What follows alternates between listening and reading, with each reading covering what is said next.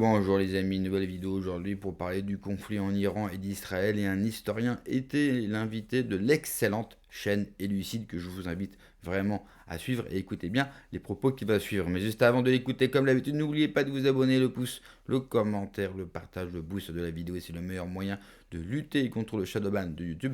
Merci aux donateurs, merci à tous ceux qui m'ont rejoint sur Patreon. On l'écoute et on en parle juste après. Alors, vous nous dites que l'Iran souhaite montrer qu'ils ont le tempo, donc en fait, ils n'ont pas forcément envie pour le moment d'arrêter la guerre, d'autant qu'ils sont en train de commencer à mettre, comme vous l'avez dit aussi, une pression de plus en plus forte sur l'ensemble des pays de la planète au niveau économique, qu'on devrait voir dans le deuxième mois de guerre, parce que c'est là qu'on va commencer à avoir des pénuries arriver beaucoup plus fortement, vu que les stocks ont été épuisés pendant le premier mois.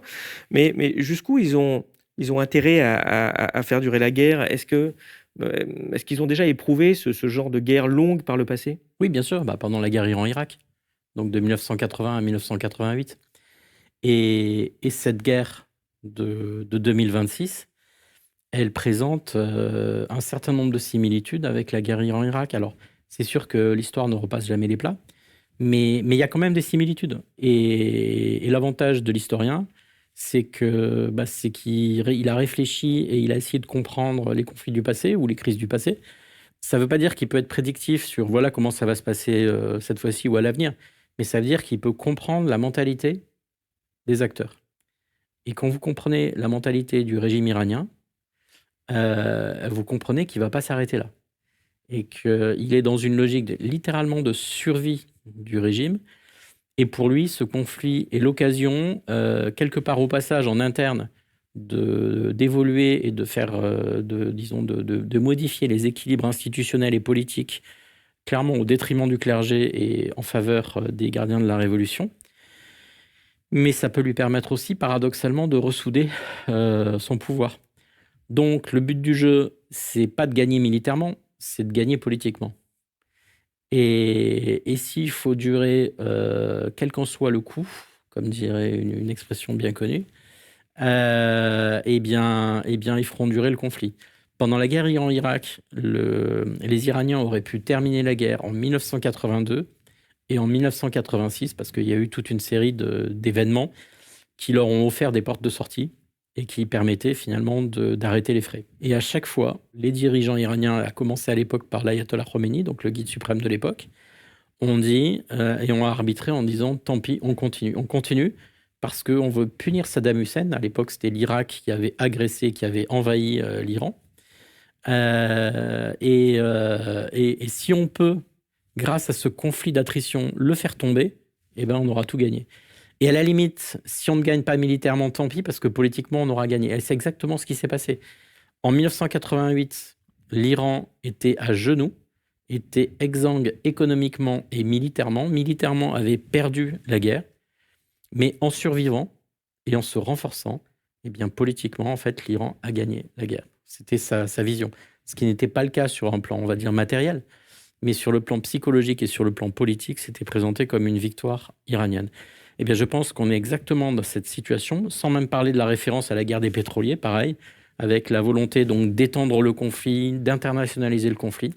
Là, c'est pareil. Et donc, le régime iranien qui n'est plus forcément totalement le même, c'est-à-dire que c'est pas le guide suprême là qui va dire on fixe la ligne, non, c'est probablement un collectif de généraux gardiens de la révolution qui va se dire, finalement, même si on perd militairement, même si on perd quasiment tous nos moyens militaires, mais quand je dis moyens militaires, c'est les moyens militaires de frappe offensive contre les États-Unis, contre Israël, contre leurs voisins.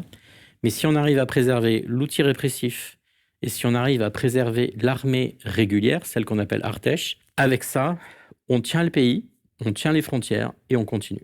Justement, dans les équilibres internes dont vous parlez, Mojtama Khamenei, donc le fils d'Ali Khamenei, a été nommé comme nouveau guide suprême, ce qui n'était pas forcément censé arriver dans le cours des choses, hein, c'est pas héréditaire, le guide suprême. Une fois que, donc ça fait suite à cette vaste campagne d'élimination un peu ahurissante de tout l'appareil d'État iranien, parce que comme une violation évidemment de toutes les chartes, traités, conventions de Genève, etc., etc., alors que ça conditionne le bon fonctionnement des relations internationales, voire même un apport civilisationnel depuis ce qui se passait il y a quelques siècles. Mais qu'est-ce que cette nomination nous dit sur l'état des forces intérieures dans le pays, sur le rôle des gardiens de la Révolution Je crois qu'elle nous dit clairement que, d'abord, que probablement il y avait très peu de candidats au poste de guide, paradoxalement. C'est-à-dire qu'en temps de paix, il y avait sûrement beaucoup de candidats qui étaient prêts à remplacer donc Ali Khamenei. Et son fils n'était absolument pas le favori.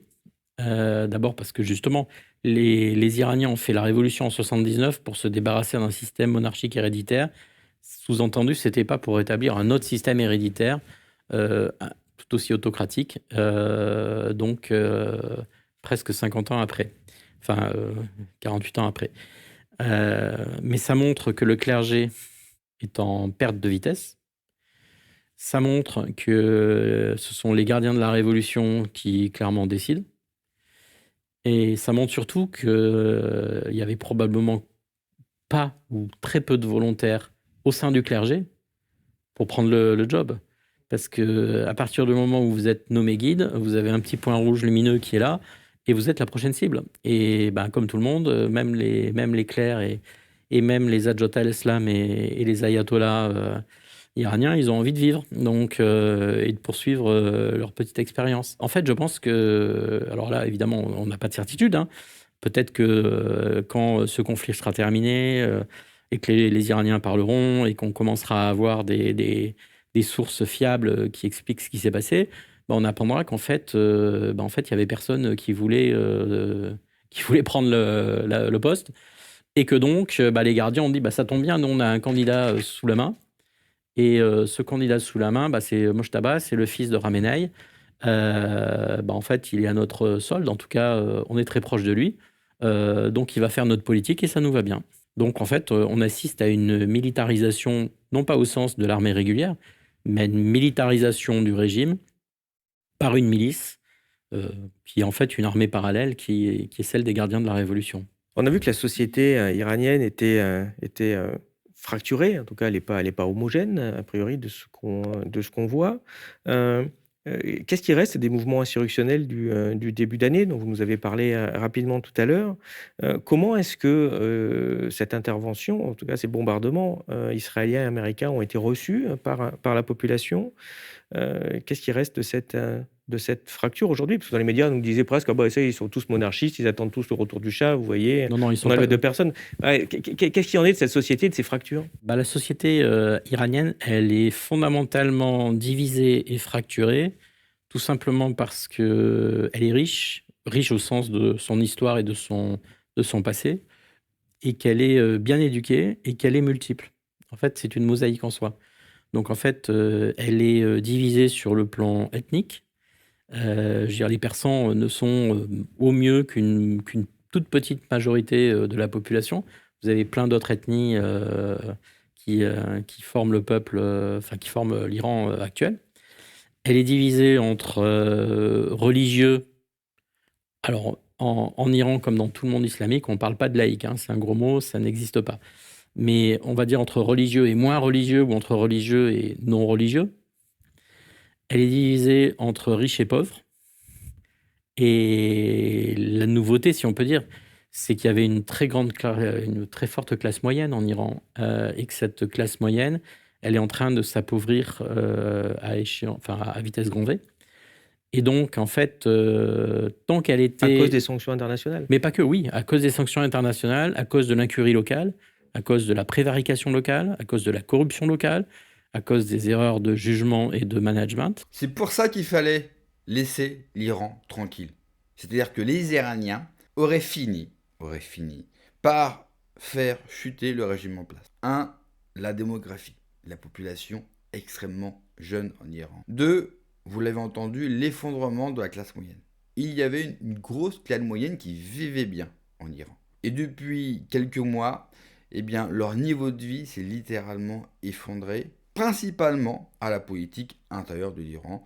il faut être honnête, les sanctions internationales sont un plus, mais ne sont pas la raison principale. C'est essentiellement le régime qui est en train de détruire sa classe moyenne, et cela va mal se passer. Couplé à ça, à une classe moyenne assez jeune, d'actifs, ils ne supporteront pas, bien sûr, cela longtemps. Problème, eh bien, Israël, ces génies, bien sûr, de la stratégie, ont décidé d'attaquer l'Iran et donc de renforcer le pouvoir en place. C'est logique. Quand vous êtes attaqué, qu'est-ce qui se passe dans une population, même si à la base, elle était plutôt contre son régime? Eh bien, elle se tient derrière ce régime, tout simplement par nationalisme et patriotisme. Je sais, en France, cela nous rappelle les heures les plus sombres de notre histoire, mais dans la plupart des pays du monde, ce sont des facteurs extrêmement normaux. Mis à part ça, l'Iran a le temps, les moyens, la superficie, la population, l'armement, la technicité pour subir, attendre et riposter. L'Iran a les moyens, contrairement à Israël, d'une guerre sur le temps long. Israël et même les États-Unis, vu à la vitesse où les stocks d'armes se vident, d'ailleurs la trêve qui a été demandée par les Américains, ne l'oubliez jamais, est à l'avantage des Américains. L'Iran, trêve ou pas, c'est un pays qui se prépare depuis 20 ans. Donc depuis 20 ans, ils ont des bunkers souterrains, ils ont fabriqué des drones par centaines de milliers, des missiles. Ils ont le temps, eux. Israël n'a pas le temps. Et Israël, contrairement à l'Iran, est une économie qui vit sous aide. Si les Américains n'envoient pas des milliards tous les ans, si les Européens ne les aident pas par des millions par de l'armement, Israël serait en grande difficulté car elle n'a pas une économie interne suffisante pour maintenir cet état de guerre permanent. Du coup, même si aujourd'hui c'est plutôt la paix, il n'y a pas trop de frappe, l'Iran gagnera cette guerre de toute façon. Hormis, bien sûr, l'emploi d'une bombe atomique, hormis un cas extrême, l'Iran gagnera cette guerre parce que l'Iran est mieux préparé. Ils se permettent même de bloquer ou de mettre un tarif au détroit d'Ormuz parce qu'ils ont tellement d'avance, ils ont tellement de quoi tenir sur le temps long qu'ils se permettent même d'affaiblir quelque part leur propre économie et d'affaiblir l'économie mondiale en fermant partiellement le détroit d'Ormuz et pour ceux qui peuvent passer, eh bien, de payer un impôt. Je rappelle qu'avant c'était gratuit. Donc si vous payez extrêmement cher dans les semaines et les mois à venir, alimentation, essence, remerciez vraiment les Américains et Israël d'avoir fait cela possible. Et je me répète, je ne suis pas pro-iranien, je ne suis pas anti-israélien. La seule chose que je souhaite, c'est la fin de l'empire occidental via les États-Unis. Il faut que les Occidentaux apprennent à s'occuper d'eux-mêmes avant de vouloir s'occuper des autres. Merci d'avoir regardé la vidéo les amis. N'oubliez pas comme d'habitude de vous abonner, le pouce, le commentaire, le partage, le boost de la vidéo. Prenez soin de vous, que Dieu vous protège. Allez, ciao.